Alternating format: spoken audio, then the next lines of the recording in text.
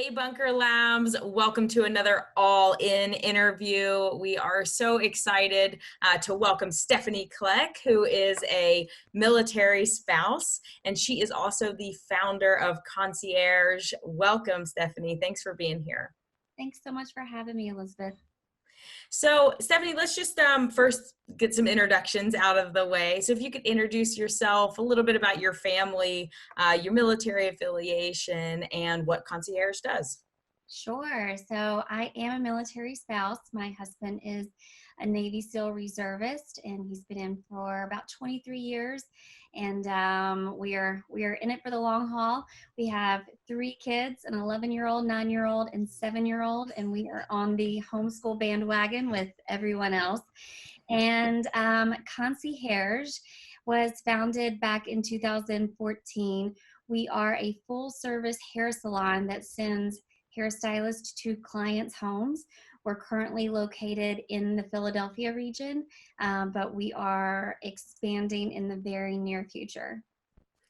So, during COVID-19, things have changed for all businesses, and we had a little bit of a discussion about what that's doing for your business, and specifically because it requires stylists to go into people's homes.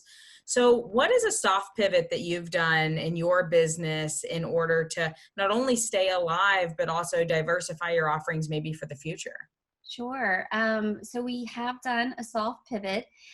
We know that women love having their hair done. Otherwise, we would not have a business. And we know that women are going to do something with their hair. So we decided, rather than trying to persuade them not to do something with their hair, we decided to help them do something with their hair. So we've partnered with a hairstylist approved color company that ships direct to the clients. So all of our temporarily furloughed hairstylists are taking complimentary Zoom calls. They're assessing the woman's needs of what, if she's covering up gray, or if she needs some shine, or whatever it is that she's going to do to her hair.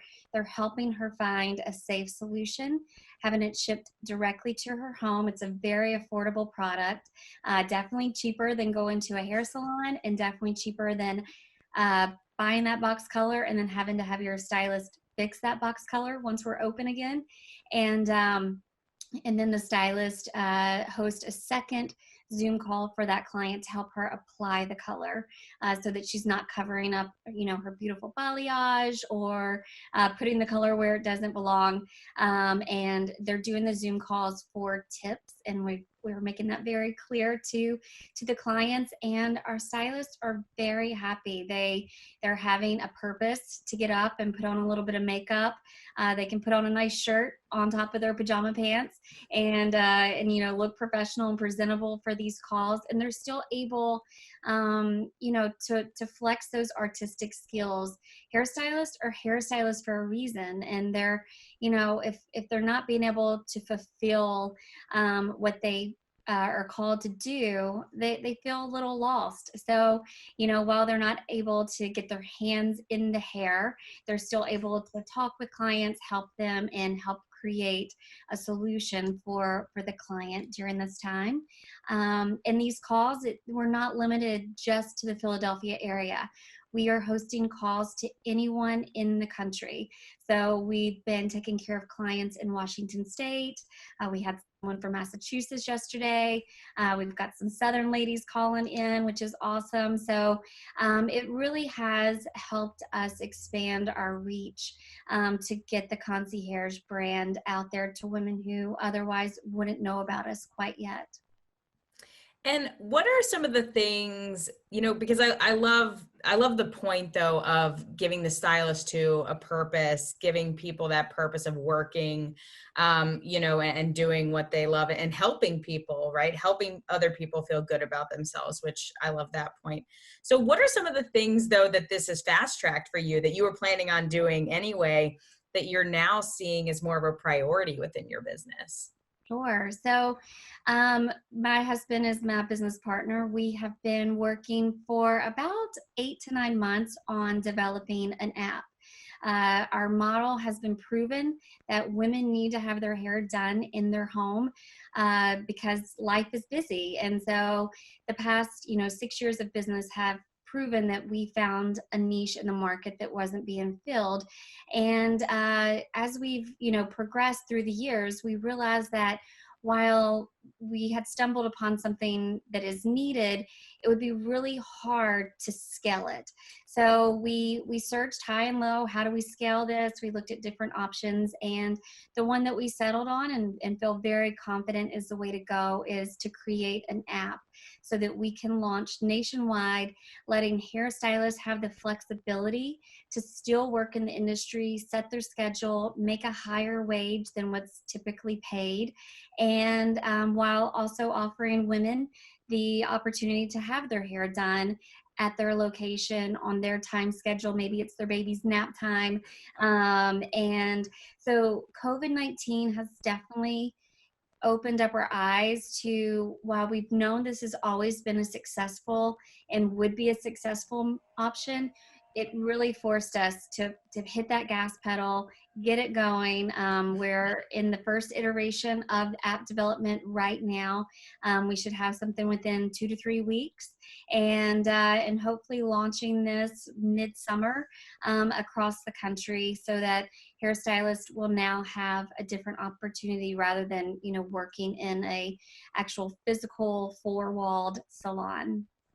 Well, you'll have to keep us updated on how that goes throughout the summer. I am sure that we not only have hairstylists in our community, that are also doing similar businesses, but also, a lot of people that will use those services when that app comes live.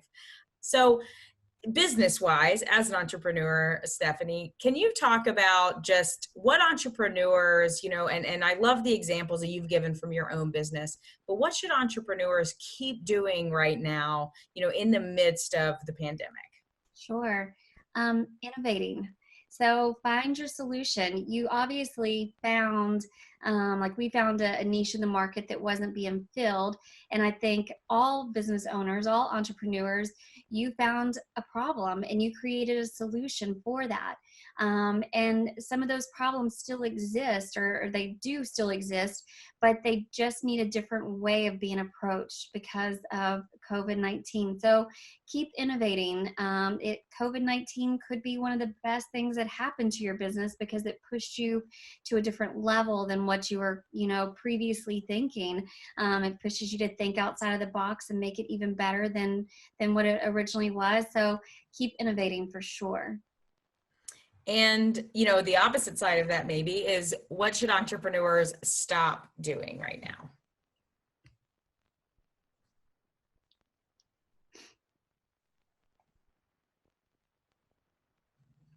So, Stephanie, on the other side of that, what should entrepreneurs stop doing right now, in your opinion, from what you've seen?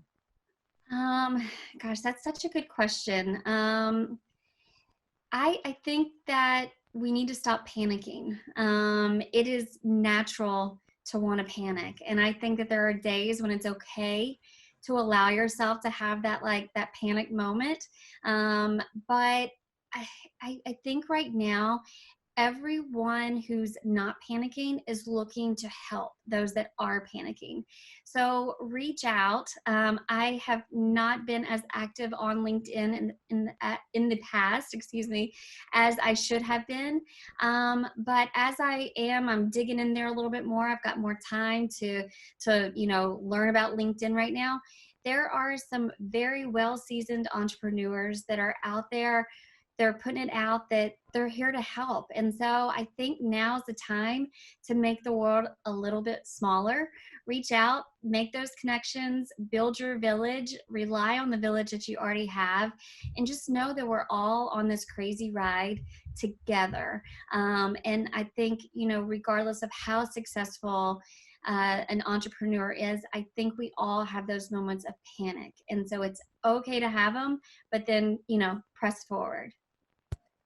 Absolutely. I love that. And so I know that you've talked about, what you've done in your own business, but what should entrepreneurs start doing, and how can they look at this as an opportunity, like you referenced in the keep doing too?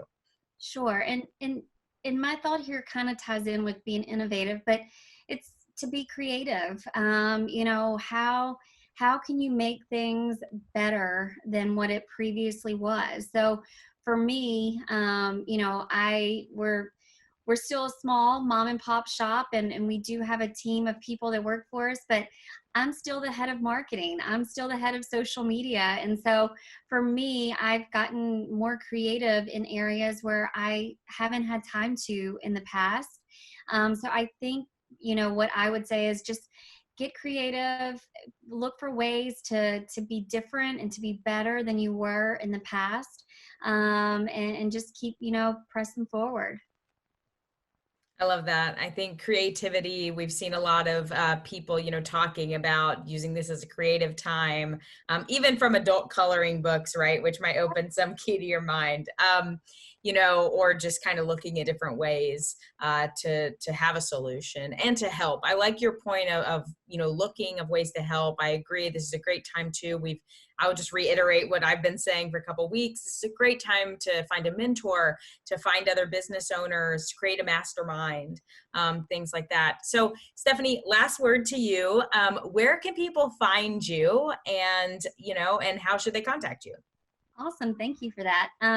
So our website is concihairge.com, concihairge.com. And we are on all of the, social networks, Instagram, Facebook, Twitter, and LinkedIn under Concihairge. Definitely give us a follow. Any of the offerings that we have right now through COVID-19, they are loud and clear on our website. We don't make you search for it. We've taken over that homepage and made it, all about COVID-19. So definitely share, because it gives our stylist, our team, a purpose each morning. And it also helps women who we know do not want to see those roots coming in. Thank you so much, Stephanie. I will definitely be going to your website today, and I will drop a link to Concihairge below so that you can all check it out as well. Thanks so much. Thank you.